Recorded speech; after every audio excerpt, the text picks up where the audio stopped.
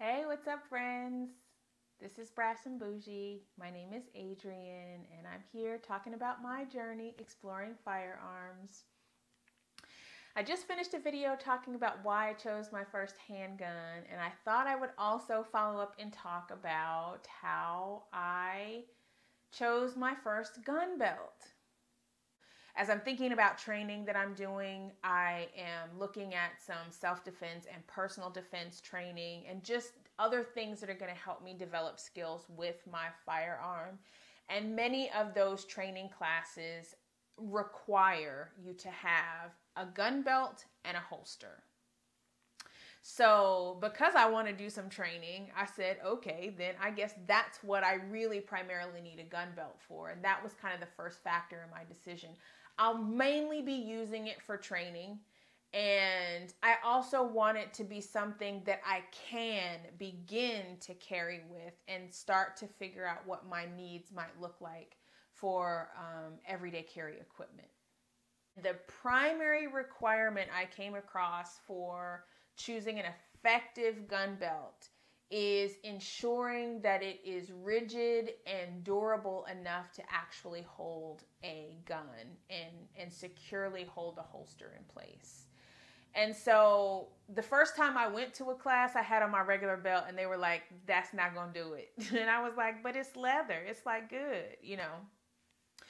But it didn't specifically have a core that made it rigid and crush proof and made it not warp. So a part of the idea behind a gun belt is that it doesn't move around. You want it to be firm enough that it doesn't really have a lot of give, so that if you have a holster attached to it with your gun in it and you need to go to draw your gun, everything else is going to stay in place and everything is going to be strong enough to hold up the weight of the gun. If you have extra magazines, if you carry any pepper spray or a knife or any other personal safety gear that you might have, it needs to be strong and durable enough to do that and not have a lot of movement and give and not be able to be crushed or warped in the process. So you can get a leather gun belt, but it needs to specifically be a gun belt and not just a leather belt that you think is strong enough to hold a gun, because they usually ultimately are not effective for that. One of the features that was important to me was considering adjustability. And so, you know, a typical belt will have holes, and you may have also experienced this in a regular belt where if the holes aren't at the right distance or the right space for your body, then it's not ideal, you know.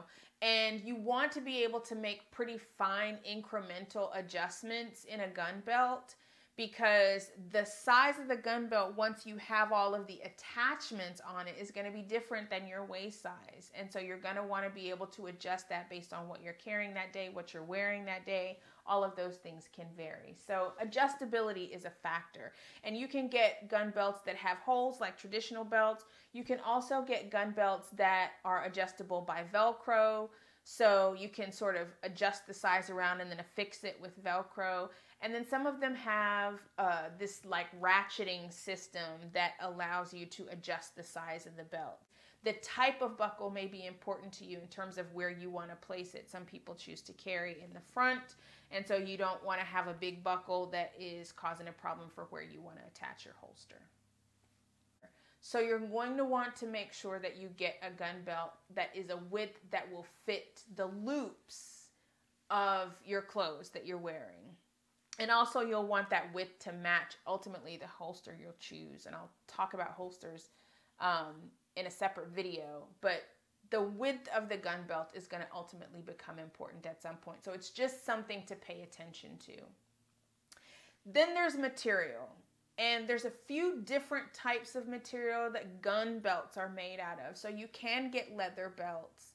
And the leather belts tend to be a little bit pricier for gun belts, but there are also some mid-range price ones, but that's just one consideration.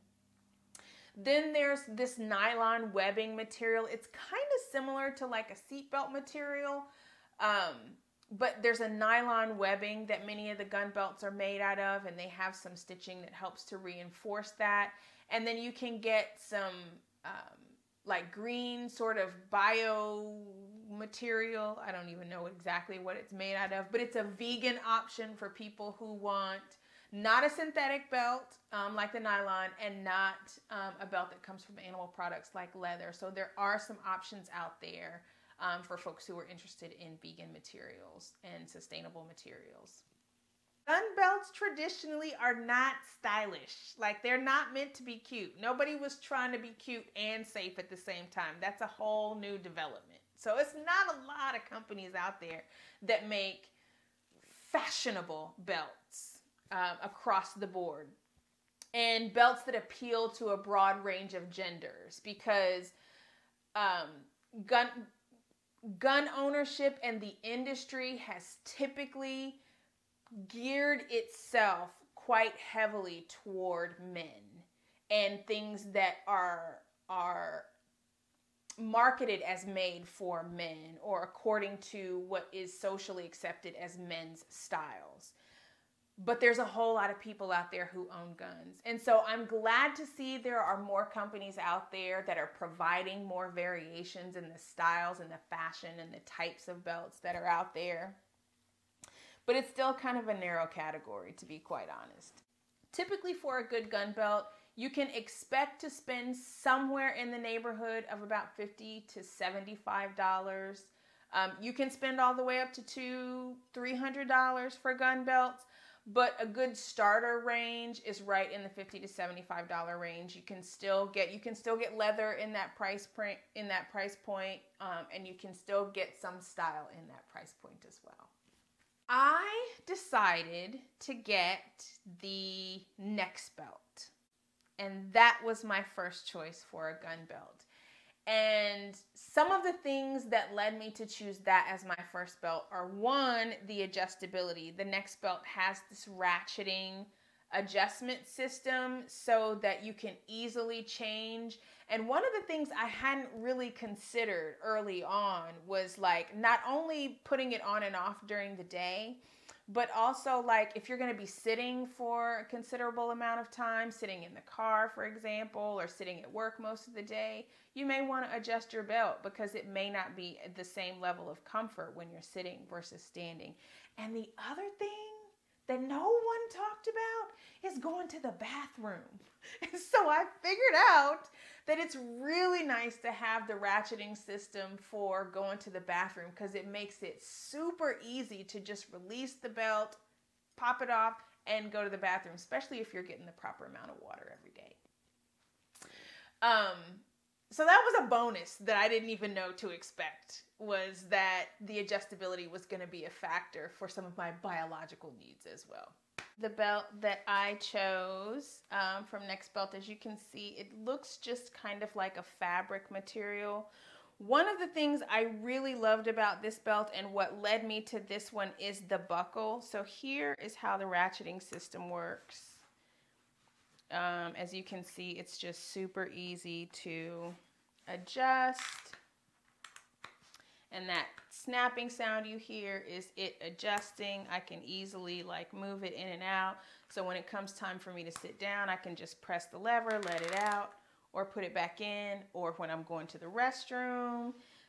This buckle is really low profile and really sleek. A lot of the belts that I looked at had much larger buckles, and I didn't want something that was gonna, like, protrude. So, like, if I'm wearing my clothes over it, that the belt would be this huge protruding thing. And as you can see, this belt lays pretty flat against my body, and so you can't really see it.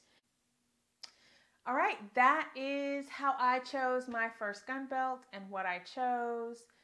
I hope that has been helpful for you. If you liked anything in this video, please take a minute to actually like the video. Drop me a comment and tell me about what gun belt you chose, or any questions that you may have. Hit the subscribe button and the bell icon so that YouTube knows you really want to follow along my journey. And I appreciate you spending this time with me.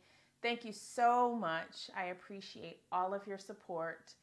And I want you to take care, be well, and have fun. Thanks for joining me. See you next time.